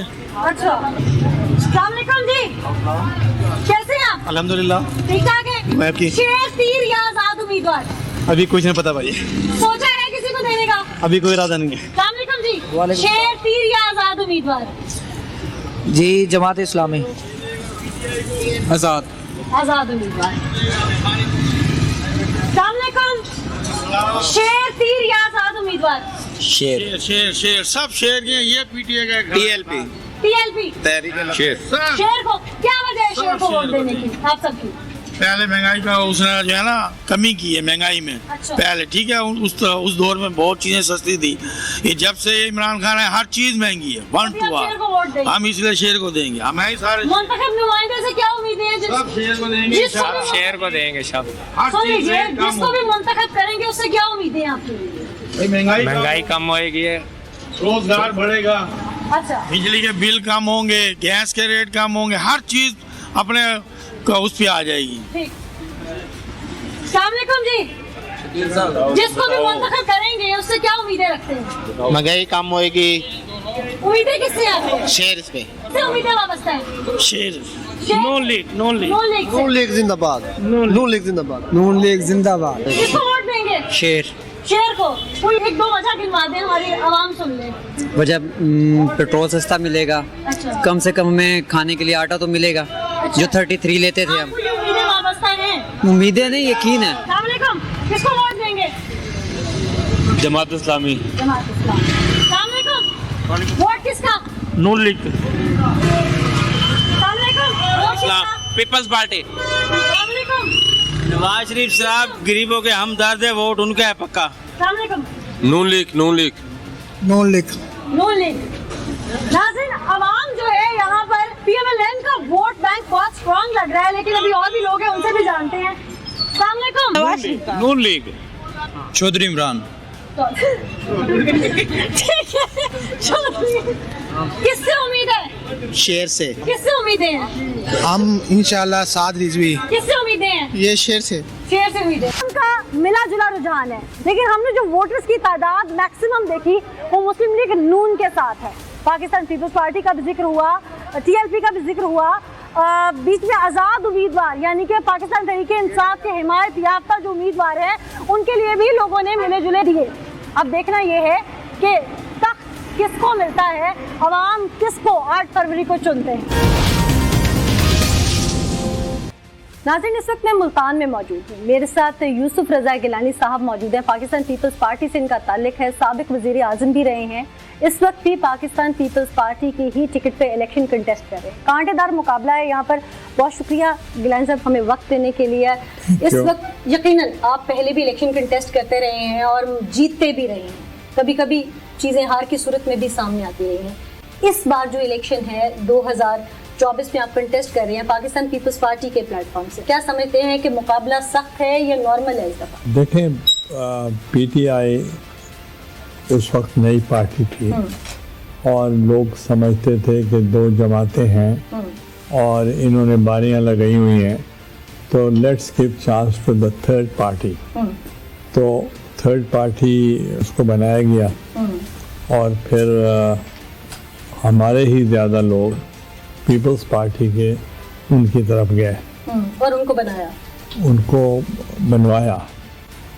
तो जब बनवा लिया तो उनकी कारकर्दगी अब सबके सामने है कि उन्होंने तीनों जमातों को अब देख लिया, पीपल्स पार्टी को भी, नून लीग को भी और PTI को भी। तो अब उनको कंपैरिजन करने में आसानी हो गई है, तो इसलिए they will decide for Peoples Party. ठीक, मियां मोहम्मद नवाज शरीफ साहब चूंकि पाकिस्तान वापस आ चुके हैं, आप क्या समझते हैं, क्या अब फैसला ठीक हुआ है या माजी में इंतकाम वाकई लिया गया था या अब इंसाफ नहीं हो रहा, बस फैसले वैसे ही दिए जा रहे हैं? देखिए, जुडिशरी है, पाकिस्तान पीपल्स पार्टी हमेशा उसका एहतराम किया है। मुझे डिस्क्वालीफाई भी किया तो आई एम साइलेंट, मैं कुछ नहीं बोला। तो अब अदलिया का फैसला है, उस पर हम तनकीद नहीं कर सकते। मुझे ये बताइएगा कि राना सनाउल्लाह साहब कहते हैं कि बिलावल भुट्टो जरदारी को क्या पता कि पंजाब में सियासत कैसे करनी है। पाकिस्तान पीपल्स पार्टी अपनी कौन सी कारकर्दगी गिनवाएगी पंजाब में आने के लिए, क्योंकि नून लीग अपनी कारकर्दगियां गिनवा रही है और मुल्तान में भी मेट्रो प्रोजेक्ट का जिक्र करते हैं वो वोट मांगने के लिए। क्या पीपल्स पार्टी इस तमाम चीज़ को काउंटर कर पाएगी, इन तमाम बातों को और इस फेज को? देखें, राना सनाउल्लाह की बात को मैं सीरियसली नहीं लेता, वो तो खुद प्रोडक्ट है पीपल्स पार्टी के। मुझे ये बताइएगा कि जैसे मैंने कहा कि वो अपनी कारकर्दगी गिनवाते हैं, पाकिस्तान पीपल्स पार्टी अपना मंशूर लेके जब आवाम में जा रही है तो कौन कौन सी ऐसी चीज़ें हैं जो आप समझते हैं कि आवाम को पता होना चाहिए कि ये पीपल्स पार्टी ने करवाई? हमने अपनी तमाम इकोनॉमी डाइवर्सिफाई कर दी टूवर्ड्स एग्रीकल्चर, और एग्रीकल्चर में बूम आया। और हमारे दौर में वीट एक्सपोर्ट होती थी, शुगर एक्सपोर्ट होती थी, राइस एक्सपोर्ट होती थी, कॉटन एक्सपोर्ट होती थी and our food basket was full. काश्तकार खुशहाल था। जब काश्तकार खुशहाल होता है तो मुल्क खुशहाल होता है। बहुत खूबसूरत बात आपने की कि जब फार्मर आपका खुश होता है तो मुल्क जो है वो खुशहाल होता है। अभी आप चूँकि हलकों में जा रहे हैं, लोगों से मिल रहे हैं, अभी आपके मुकाबले पे मलिक मोहम्मद हुसैन डैर साहब भी हैं, बैरिस्टर तैमूर जो कि पीटीआई के हिमायत याफ्ता भी हैं। आपने नौजवान तबके से मुलाकात की होगी। नौजवान तबका पिछले 2018 से लेकर हमने अब तक देखा कि लेकिन इंसाफ वाले उसकी हिमायत ले गए थे अपनी तरफ। क्या नौजवान तबके को आप कायल करने में कामयाब हुए हैं कुछ अब बाहर निकल के, या आप समझते हैं कि कांटे का मुकाबला है मेरा? देखिए, मलिक अहमद हुसैन डैर साहब नून लीग के कैंडिडेट हैं, जो कि पहले तहरीक इंसाफ के थे, उससे पहले पीपल्स पार्टी के थे। जहाँ तक पीटीआई का ताल्लुक है तो वो भी फील्ड में है, तो हम पहले भी पीटीआई के साथ मुकाबला किया है और बड़ी भारी अक्सरियत से मेरा बेटा शाह महमूद साहब की बेटी के मुकाबले में जीता था। और उस वक्त उनके मुकाबले में इमरान खान साहब ने 2 जलसा आम किए मुल्तान में कैंपेन के सिलसिले में। हमने कोई जलसा नहीं किया तो हम जीत गए थे। तो इसलिए जब मैंने आपको शुरू में ही कह दिया कि कंपैरिजन का मौका मिल गया सबको, कि तीनों को देख लिया, तो इसलिए लोग समझते हैं कि हमारे सेवियर जो हैं वो पीपल्स पार्टी है। आपने देखा अयूब खान के बाद कौन इक़्तिदार में आया, भुट्टो साहब, और ज़ियाउल हक के बाद कौन आया, ये बेनज़ीर भुट्टो, और फिर मुशर्रफ साहब के बाद कौन आया, मैं आया, पीपल्स पार्टी। तो जब भी मुश्किल तरीन हालात होते हैं तो उस वक्त पीपल्स पार्टी ही की ज़रूरत पड़ती है। तो इसलिए अब गंभीर हालात हैं, माशी हालात ठीक नहीं हैं, सिक्योरिटी थ्रेट्स हैं, टेररिज्म और एक्सट्रीमिज़म फिर वो जान पकड़ रही है।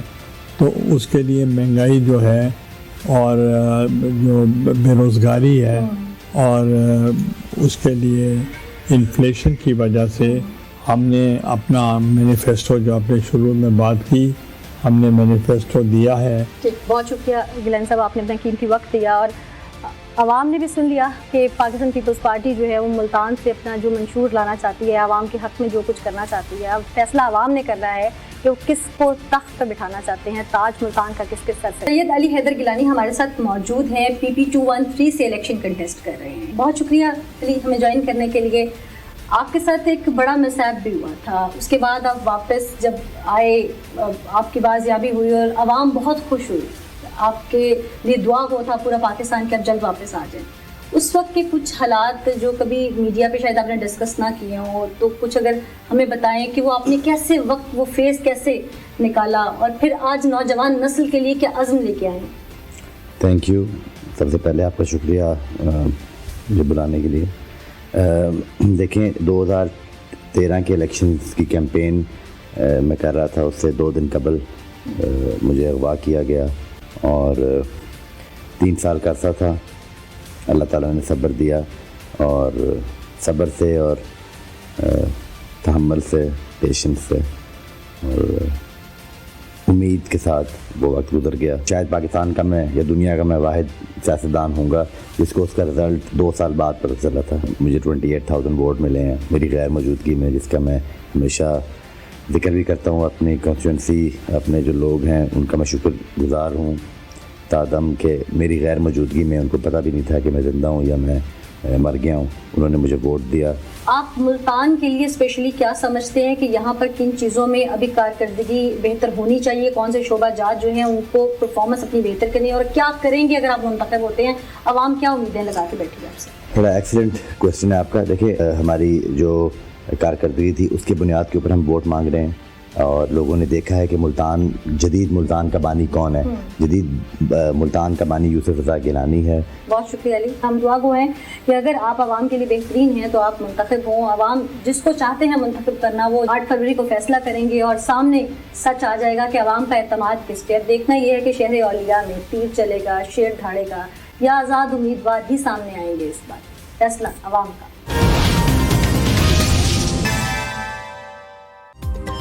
निगरान वज़ीर आज़म अनवरुल हक काकर से मुशीर हवाबाजी air marshal retired Farhat Hussain Khan की मुलाकात। वज़ारत के उमूर और हुकूमत की हवाबाजी के शोबे में इस्लाहात पर पेशरफ्त के हवाले से आगाह किया गया।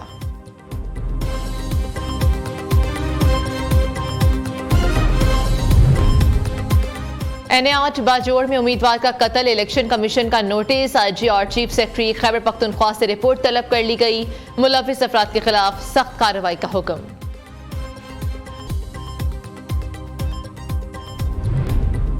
आम इंतखाबात 2024 बलोचिस्तान और KPK में अमन व अमान की बिगड़ती सूरत हाल। इलेक्शन कमीशन ने कल 3 बजे हंगामी इजलास तलब कर लिया। इलेक्शन कमीशन का इजलास कल 3 बजे होगा।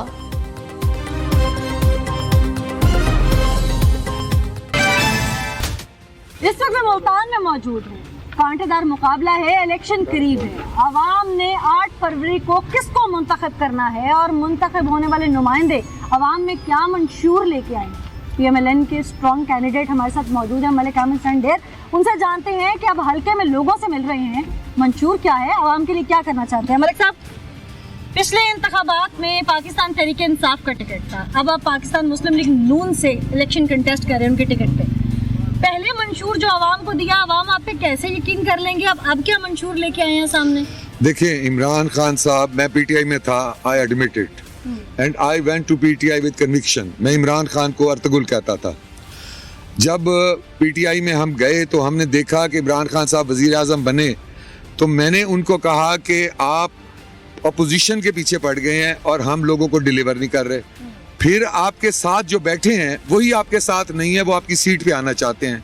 अब मुल्तान में मखदूम शाह महमूद कुरैशी, आमिर डोगर, वहाँ पे फवाद चौधरी, उन्होंने इनको इस तरह डी ट्रैक किया। मैं कहता हूँ इमरान खान एक मासूम आदमी है, लेकिन उसको डी ट्रैक करने वाले ये लोग हैं। देखें, शाह महमूद कुरैशी ने साइफर में फंसाया। जो स्टेटमेंट दिए हैं 9 मई के इंसिडेंट के बाद भी आप उन्हें मासूम कह रहे हैं। मैं इसलिए मासूम कह रहा हूँ कि जो साथ उनके ये सियासत, वो था खिलाड़ी, उसने स्ट्रेट फॉरवर्ड चला है। लेकिन शाह महमूद कुरैशी साहब साइफर में फंसाने वाले, फौज के खिलाफ बयान देने में फवाद चौधरी फंसाने वाले, और आमिर डोगर ने खुद बयान दिया ISI के खिलाफ। जब ISI के चीफ लग रहे थे तो उन्होंने कहा कि 5 नाम इमरान खान को देने चाहिए।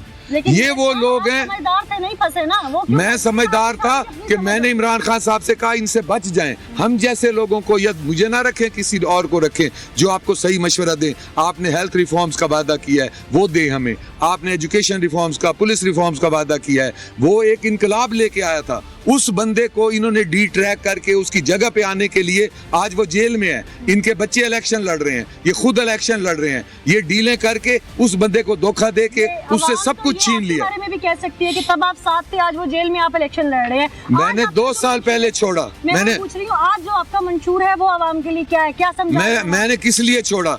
बर्न सेंटर में 70 बच्चे मर गए। हमारे गरीबों के यहाँ के बच्चे जल जाते हैं, उनको बर्न सेंटर में दाखिल नहीं होने दिया। वो पैसा बुजदार साहब के पास 70 लाख मंथली जाता था। मैंने उस पर स्टैंड लिया, इमरान खान को बताया। 70 बच्चे मर गए, मेरे अपने बच्चे मर गए। मैंने उन बच्चों के लिए मैंने शहबाज शरीफ साहब से रब्ता किया। उन्होंने कहा जी आप हमें इसमें मदद करें, ये आपका जो हुआ है अदम एतमाद, तो हम आपको, मैंने कहा जी मेरा ये है कि मुझे चिल्ड्रन वार्ड बनवा दें बर्न सेंटर में। उन्होंने मुझे वादा किया, 2 महीने में चिल्ड्रन वार्ड बनवा दिया है। आज भी बच्चों का वहाँ इलाज हो रहा है, मेरे बच्चे बच रहे हैं। मैंने किसी वजह से पार्टी PTI नहीं छोड़ी। मेरे बच्चे 70 बच्चे मर गए जले हुए, मेरे हल्के के, मेरे अपने बच्चे थे वो, और अब उनके इलाज हो रहे हैं। आप मेरे साथ चले, मैं आपको बर्न सेंटर में दिखाता हूँ, बच्चों का वार्ड बन गया है। हम सियासत जरूरी नहीं पार्टियों की करें, हम सियासत गरीब की करते हैं, गरीबों की जान बचाने की करते हैं। जो वोट है या सपोर्ट है आपके साथ, वो मलिक अहमद हुसैन डेर की है या PMLN की? मेरी जात की वजह से बहुत अक्सरियती वोट है, लेकिन मियां नवाज शरीफ की सपोर्ट मुझे इसलिए चाहिए कि इस वक्त महंगाई मियां नवाज शरीफ ही दूर कर सकते हैं, इसलिए कि वो डी ट्रैक नहीं होते, वो अपने किसी के जाल में नहीं फंसते। ये मासूम आदमी अपने साथियों के जाल में फंस गया। एक वक्त था कि मैंने मीडिया पे कहा था कि ये इनका एक leader chief of army staff के पास, नून लीग या नवाज शरीफ साहब जाल में नहीं फंसे। मैंने 1 साल के बाद मैंने वजीर आजम और वजीर आला और पंजाब के सारे एमपीएनएस के सामने ये आवाज़ उठाई कि करप्शन हो रही है मुल्तान में, जनूबी पंजाब में, और करप्शन के जिम्मेदार शाहमूद कुरैशी और आमिर डोगर हैं, जिसके ऊपर 12 एमपीएस जो तहरीक इंसाफ के थे उन्होंने मेरे खिलाफ मुल्तान में प्रेस कॉन्फ्रेंस की शाहमूद के कहने पे, और शाह महमूद साहब ने मुझे शो कॉज नोटिस दिलवाया पार्टी से। ये 2020 की बात है, मुझे उस वक्त शो कॉज मिला। मैं हर दफा लड़ता रहा, मैं गरीब की महंगाई के लिए लड़ता था। मेरी हर तकरीर में ये होता था कि इमरान खान साहब आपको साथी आपके धोखा दे रहे हैं, और अगर आप इनसे ना बचे तो आप इनके जाल में फंस गए तो आपको आपका भला नहीं होने। यूसुफ रज़ा गिलानी से आपको कितना डेंट मिलेगा, आपके वोट बैंक कितना मुतासिर होगा? देखें, वो वजीर आजम थे, वजीर आजम के पास पूरे मुल्क का फंड होता है, वो अपने इलाके की गलियां भी पक्की नहीं करा सके। उन्होंने जो रोड जो पैसा लगाया वो पुलों पे लगाया, वो भी दूसरी जगह पे, और उसके कमीशन खाए। उन्होंने बागों में पक्की सड़कें बनवाई जहां सिर्फ आम को तहफ़्फ़ुज़ मिल सकता है, गरीब को नहीं मिल सकता। हजारों सीवरेज के मसाइल, हजारों गलियों के मसाइल हैं। मैंने इन लोगों को एक वादा किया है कि मैंने पिछली दफा एमएनए रह के जब मैंने अब्दुल कादिर गिलानी को हराया तो मैंने ये अपने हलके में 40% कच्ची गलियां पक्की करा दी और सीवरेज लगवा दी है। अब मैंने इनसे वादा किया है कि आगे मैंने अगर 100% गलियां इनकी पक्की अपने हलके की ना करवाई, गरीबों की कच्ची गलियां और सीवरेज ना लगवाई, मैं आइंदा वोट नहीं मांगूंगा। मैंने जो काम किए हैं मैंने कॉर्निया ट्रांसप्लांट के ऑपरेशन करवाए हैं, लोगों को 200 बंदों को आंखें दी हैं। मैंने आई का हॉस्पिटल 150 बेड का बनवाया है। निजाम आ गया, मैं वही बता रहा हूँ। एजुकेशन के निजाम में क्या बेहतरी लाएंगे अगर आपको अवाम मुंतखब करते? एजुकेशन में सिर्फ कारिकुलम ठीक किया जाए तभी बेहतरी हो सकती है। हमारे कारिकुलम ठीक करना चाहता था इमरान खान, लेकिन इन जालिमों ने नहीं करने दिया। मैंने यहाँ पे voice control wheel chair, Khan साहब के कसीदे नहीं अभी आने वाले वक्त में बताएंगे। मैंने यहाँ पे वॉइस कंट्रोल व्हील चेयर के लिए वो हम बनवा रहे हैं। मैंने यहाँ पे ब्रेल प्रिंटिंग प्रेस जो है वो लगवा रहे हैं। मैंने यहाँ पे यहाँ पे मैंने ये जो आपका निश्तर 2 है उसकी फुल फंडिंग कराई। मैंने यहाँ पे मतलब एक नादराबाद फ्लाईओवर है उसको मैंने फंड करवाया, वो लग रहा है। मैंने मतीतल रोड जो 2.5 अरब का है वो करवाया। मैंने ड्यूअल कैरेज वे आपका हेड मोहम्मद वाले का वो बनवा रहा हूँ। जितना मैंने सेक्रेटेरिएट के लिए मैंने स्टैंड लिया कि मुल्तान में सेक्रेटेरिएट बने। मुस्तकबिल में अगर आवाम आपको मुंतखब करती है और मुल्तान के तख्त पे बिठाती है जी, तो आपसे क्या उम्मीदें वाबस्ता रखी, आप उनके लिए क्या आज़म लेके आए?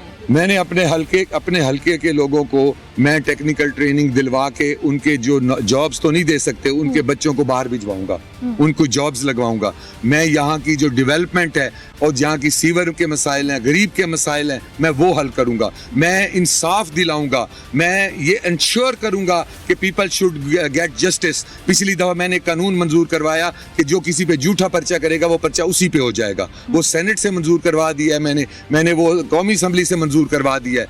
अब जब किसी पे झूठा पर्चा, यहाँ बहुत झूठे पर्चे होते हैं, झूठा पर्चा होगा वो पर्चा फिर उसी पे होगा। जो कत्ल का झूठा पर्चा करेगा उस पे 7 साल सजा, जो उम्र कैद का पर्चा करेगा 5 साल सजा, जो लड़ाई का पर्चा करेगा उस पे 1 साल सजा। इस वक्त आप मैदान में अकेले दौड़ रहे हैं या आपको मुकाबला नजर आ रहा है किसी के साथ? अल्लाह की मेहरबानी से मेरे साथ जो टीम है, मलिक सिकंदर, हयात बोसन मेरे बड़े भाई की तरह मेरे साथ दे रहे हैं।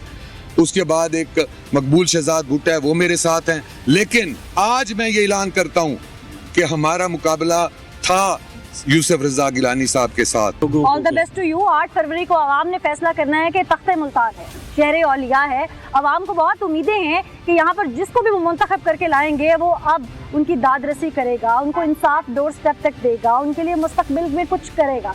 दावे, बातें और तमाम ऐसी चीज़ें जो इलेक्शन के करीब सामने आती हैं और फिर 5 साल अपने हल्के में शायद को नज़र नहीं आता, अब मुस्तकबिल में ऐसा नहीं होगा।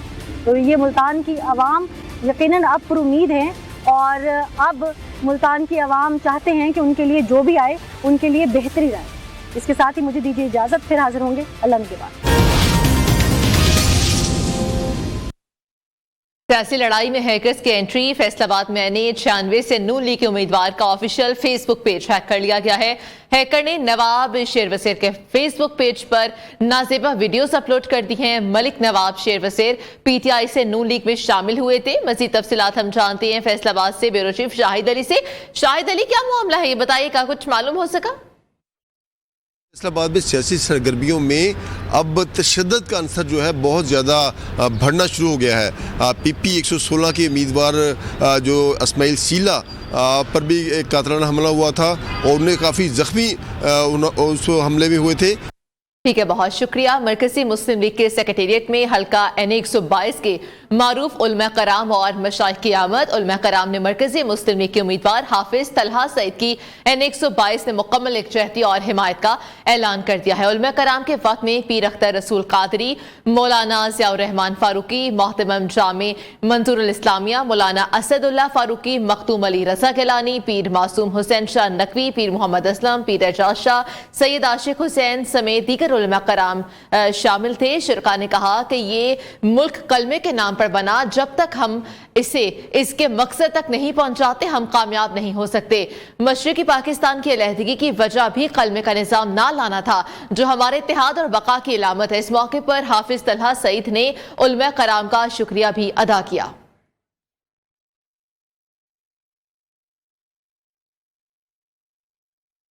NA आज बाजोड़ में उम्मीदवार का कत्ल हो गया। इलेक्शन कमीशन ने इंतखाबी उम्मीदवार के कत्ल का नोटिस ले लिया। कमीशन ने IG और चीफ सेक्रेटरी KPK से फौरी रिपोर्ट तलब कर ली है। कत्ल में मुलविस अफराद के खिलाफ सख्त कार्रवाई की जाए, इलेक्शन कमीशन ने हुक्म भी जारी कर दिया है। मजीद तफसीलात हम जावेद नूर से जानते हैं। हमारे नुमाइंदे नियो न्यूज के हमारे साथ मौजूद है। जावेद नूर, NA 28 बाजोड़ में उम्मीदवार का कत्ल हुआ है, नोटिस ले लिया कि इलेक्शन कमीशन की जानिब से क्या डिटेल्स हैं?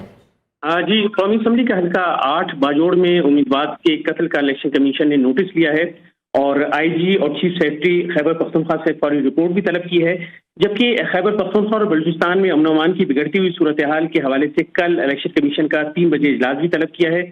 इजलास में वजीर दाखिला और सेक्रेटरी दाखिला को भी शिरकत की हिदायत की गई है और चीफ सेक्रेटरीज और खैबर पख्तूनख्वा और बलूचिस्तान के IG पुलिस जो है इस इजलास में शरीक होंगे और इजलास में दीगर जो कानून नाफिज करने वाले और खुफिया इदारों के जो नुमाइंदे हैं उन्हें भी मदऊ किया गया है। और इलेक्शन कमीशन जो है उसका कहना है कि इस बात को यकीनी बनाया जा रहा है कि जो अमन अमान की बिगड़ती सूरत हाल है उसे बेहतर किया जाए और इस इजलास में रिपोर्ट ली जाएगी कि जो बम धमाकों के वाकयात हुए हैं और जो उम्मीदवार के कत्ल के वाकयात हैं इनकी रोकथाम के हवाले से क्या इक़दाम हैं कि आइंदा ऐसे वाकयात ना हो और अब तक अमन अमान के हवाले से क्या सूरत हाल है, उसके लिए क्या इक़दाम किए जा रहे हैं, जबकि आइंदा जो आम इंतखाबात हैं आम इंतखाबात पुरअमन हो, शफाफ हो। इस हवाले से भी जो मुतालिका हुकाम है यानी वजीर दाखिला हैं, सेक्रेटरी दाखिला हैं बलूचिस्तान और खैबर पख्तूनख्वा के बिलखुसूस, तो उन्हें एक तलब किया गया है और इस हवाले से वो रिपोर्ट पेश करेंगे। ठीक है, रिपोर्ट पेश करेंगे। बहुत शुक्रिया जावेद नूर।